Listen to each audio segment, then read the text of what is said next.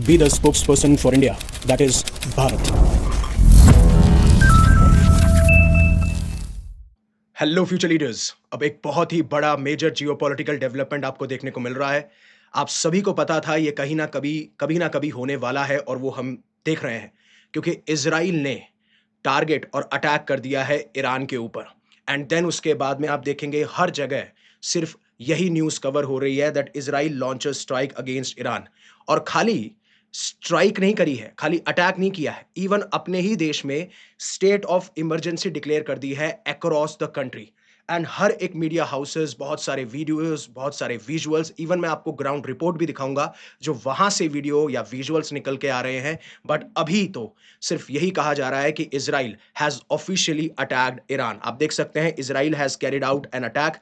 और इसके बारे में सबसे पहले पुष्टि करी है जो इजराइल के डिफेंस मिनिस्टर हैं काट्स, और उन्होंने इस बारे में स्टेटमेंट भी दिया है जहां पे इन्होंने ये मेंशन किया कि इजराइल ने प्री एम्प्टिव स्ट्राइक करी है। यानी प्री एम्प्टिव स्ट्राइक का मतलब जब आपको ये लगता है, किसी भी देश को ये लगता है कि हमारे ऊपर अटैक हो सकता है किसी भी देश की तरफ से, तो उस अटैक से पहले आप ही उस देश के ऊपर अटैक कर देते हैं।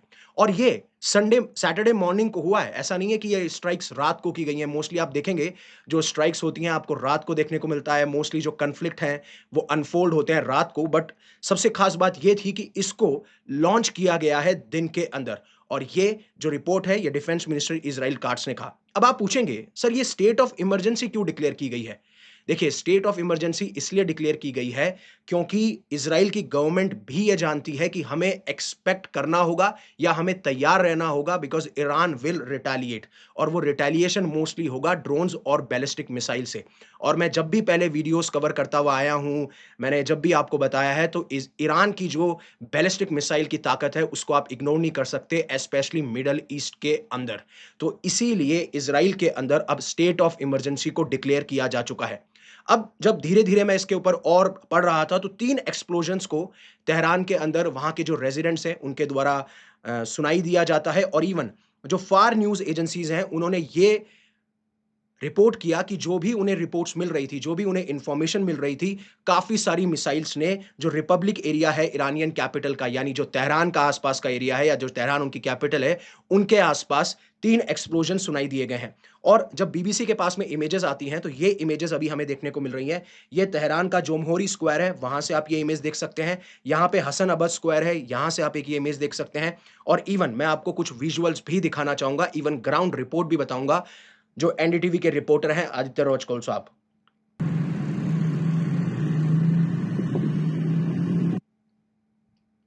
राइट।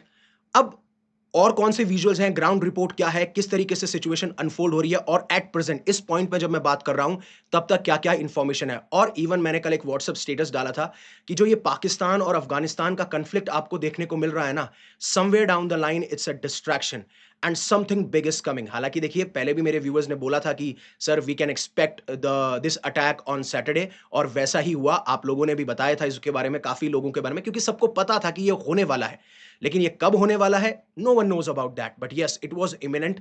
और अब ये देखना होगा कि ईरान किस तरीके से रिटेलिएट करता है। बट उससे पहले अनअकैडमी आपके लिए लेके आया सब्सक्रिप्शन, जो कि 19,999 में शुरू हो रहा है। आप इसमें 6 महीने का एक्सटेंशन फ्री पा सकते हैं, डबल वैलिडिटी है, यानी आप 12 महीने का कोर्स खरीदते हैं तो आपको 12 महीने का एक्सटेंशन फ्री मिलेगा। अब ग्राउंड रिपोर्ट की बात करें तो एनडीटीवी के जो रिपोर्टर हैं आदित्य राजकौल साहब, वो तेल अवीव में प्रेजेंट है, स्पेशली इजराइल की जो कैपिटल तेल अवीव, वहां पे प्रेजेंट है। और इजराइल ने अटैक लॉन्च किया है। अब जब इजराइल ने अटैक लॉन्च किया तो वहां पे सायरन्स की आवाज सुनाई देती है पूरे ऑल ओवर इजराइल, क्योंकि अब अलर्ट तो साउंड करना पड़ेगा ना, क्योंकि अब आपने स्टेट ऑफ इमरजेंसी डिक्लेयर कर दिया and then you can expect कभी भी ईरान आपके ऊपर बैलिस्टिक मिसाइल दाग सकता है। Have a look at this clip जिसमें ये बात कर रहे हैं। Inside the Tel Aviv airport, you can see the sirens that have just come in. We are trying to get inside the airport. You can see all these people are also trying to rush in. But we don't know if this is some kind of a missile or rocket that has come in. But this is the latest that we are picking up.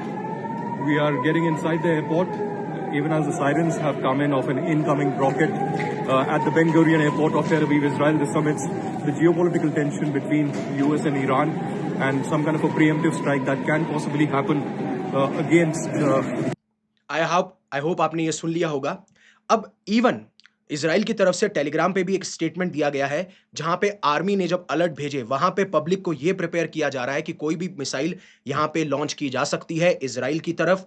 और एक separate statement में उन्होंने ये कहा कि अब हमारी country fully activate नहीं रहेगी, अब सिर्फ वही चीज़ें काम करेंगी जो बहुत ज़रूरत की चीज़ें हैं।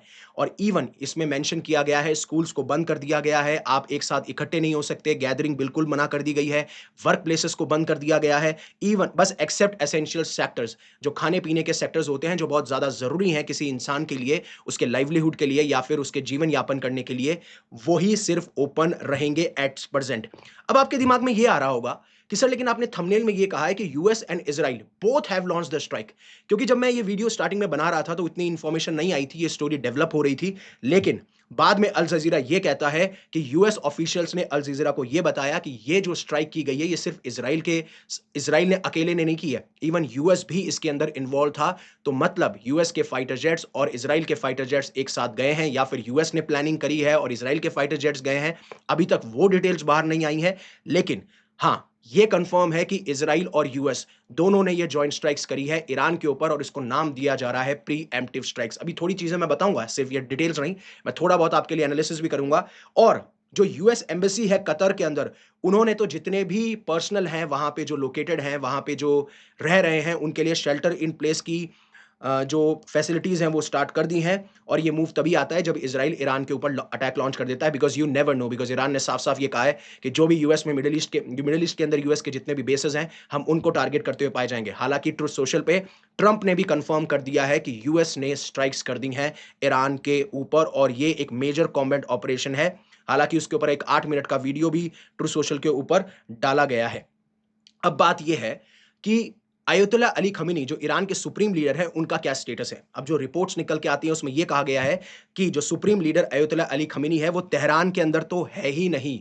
जिस तरीके से ईरानियन ऑफिशियल्स ने बताया है, उनको एक सिक्योर लोकेशन में ट्रांसफर कर दिया गया है। अब क्या वो ईरान के अंदर ही है वो सिक्योर लोकेशन, या फिर वो कहीं और चले गए हैं, किसी और देश में चले गए हैं, इसकी कंफर्मेशन नहीं है। मोस्ट प्रोबेबली अगर एक लीडर होगा जो अपनी जनता के साथ खड़ा होगा तो वो ईरान के अंदर ही पाया जाएगा।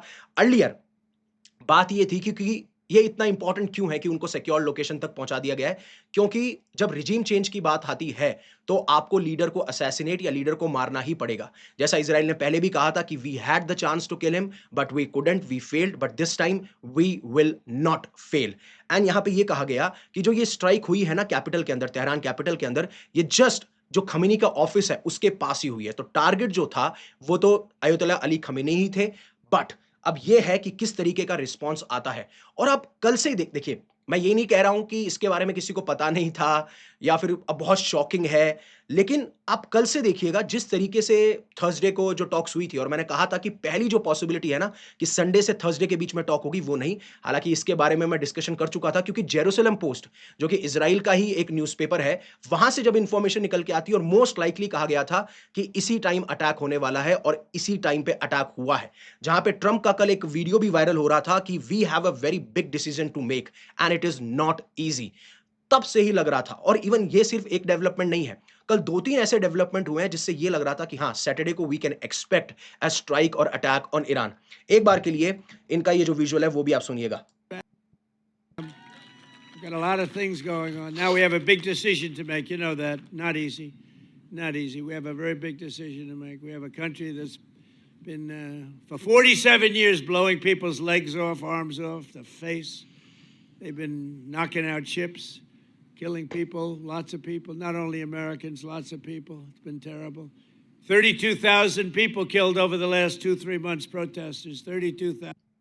पहला स्टेटमेंट तो ये था। दूसरा, सब ये एक्सपेक्ट कर रहे थे कि जो यूएस का सबसे बड़ा एयरक्राफ्ट कैरियर है यूएसएस जेरल्ड आर फोर्ड, वो अरेबियन सी में कहीं ना कहीं तैनात होगा। लेकिन जब कल रिपोर्ट्स ये निकल के आई कि उसको तैनात किया जा रहा है मेडिटेरेनियन सी में just off Israel coast, because अब इजराइल ने अटैक किया ईरान के ऊपर प्रीएम्प्टिव स्ट्राइक बोल के, तो ईरान अटैक करेगा इजराइल के ऊपर, वो भी बैलिस्टिक मिसाइल और ड्रोन्स के लिए। तो उसको काउंटर करने के लिए या इजराइल को प्रोटेक्ट करने के लिए, और इजराइल की तरफ से जो अटैक्स और ज्यादा किए जाएंगे बाद में, उनको मजबूती देने के लिए इस एयरक्राफ्ट कैरियर को इजराइल के कोस्ट के पास तैनात किया गया था। और ये दूसरा शॉकिंग डेवलपमेंट था कि हाँ, अटैक्स होने वाले हैं, स्ट्राइक्स होने वाली है।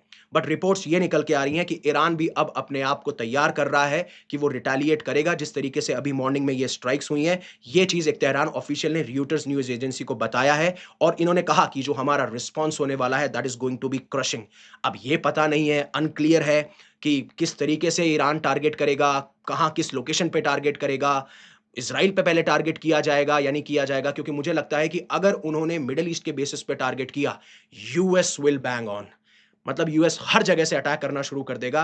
तो आई होप, मतलब मुझे ऐसा लगता है पर्सनली कि Iran first will attack Israel and then अगर मिडल ईस्ट बेसिस पे वो जाते हैं तो आप देखिएगा फिर यूएस की पूरी जो आर्माडा गई हुई है ना, दे विल एक्टिवेट, चाहे वो फाइटर जेट्स हों, टॉमहॉक मिसाइल्स हों, डिस्ट्रॉयर्स हों या फिर एयरक्राफ्ट कैरियर हो, they will all get activated and we can not expect what is going to happen in the middle east specially. तो ये सारी चीजें थी और बताया जा रहा है कि जो इजराइल की स्ट्राइक की गई है ईरान के ऊपर, मोस्टली उनका जो सिक्योरिटी एपैरेटस है या जो सिक्योरिटी इंफ्रास्ट्रक्चर है उसको टारगेट किया गया है। अब जैसे जैसे रिपोर्ट्स बाहर आएंगी, जैसे जैसे इवेंट्स और अपडेट आएंगी, मैं आपके लिए वीडियो लाता रहूंगा। आप प्लीज अब एक अपने कमेंट सेक्शन में अपने कमेंट जरूर बताइएगा कि व्हाट डू यू एक्सपेक्ट। और देखिए, पहली बात ये थी ना कि कुछ चीजें ऐसी हैं जो मैं आपको बताना चाहता हूं। जब से पाकिस्तान अफगानिस्तान की स्ट्राइक हुई, ट्रंप ने भी जब प्रेस किया, मैंने रिपोर्ट्स पढ़ी थी कल सुबह कि ट्रंप ने प्रेस किया है कि किस तरीके से आसिम मुनीर ने अफगानिस्तान के ऊपर अटैक किया है। तो पता नहीं क्यों, मतलब it's my prediction, it's my opinion, क्योंकि कल मैंने जब व्हाट्सएप स्टेटस डाला था कि that's it's just a distraction, US and Israel are planning to attack Iran, पूरा वर्ल्ड मीडिया उधर होगा, पूरा ध्यान उधर होगा, no one would be expecting it and then they will attack and they have attacked it again. It's a intuition और it's like pattern recognition, I don't know, मुझे ये उसके बारे में नहीं क्लियर है। बट जब आप थोड़ा बहुत देखते रहते हैं, पैटर्न्स को पकड़ते रहते हैं, थोड़ा बहुत आपको पता होता है, तो आप सब प्रिडिक्ट कर पाते हैं। दूसरी ये चीज थी कि अगर सिर्फ इजराइल अटैक करता ईरान के ऊपर या यूएस और इजराइल मिलकर ईरान के ऊपर अटैक करते, स्पेशली इस रमजान या रमजान वाले महीने में, तो पूरे मिडिल ईस्ट के अंदर एक एंटी इजराइल और एंटी यूएस वाला पोजीशन बन सकता था। लेकिन जैसे ही पाकिस्तान अफगानिस्तान के ऊपर अटैक करता है, तो इस रमजान और रमजान महीने के अंदर फिर आप ये नहीं कहोगे कि अरे अकेले हम थोड़ी हैं जो हमने अटैक किया, even Pakistan has also attacked Afghanistan, और आप तो इस्लामिक फेथ को ज्यादा मानते हो। Are you getting my point? These all are sometimes strategies. अब मैं again, it's just you can connect the dots, and these are logical points. So again, thank you very much for giving me your precious asset, that is your time, and live in a such a way that universe will be proud of you. Stay tuned, stay updated. I will be coming up with a lot of updates. Whatever updates I feel कि ये बहुत important है, आप तक पहुंचनी चाहिए. Stay safe, stay happy, take care. जय हिंद, जय भारत.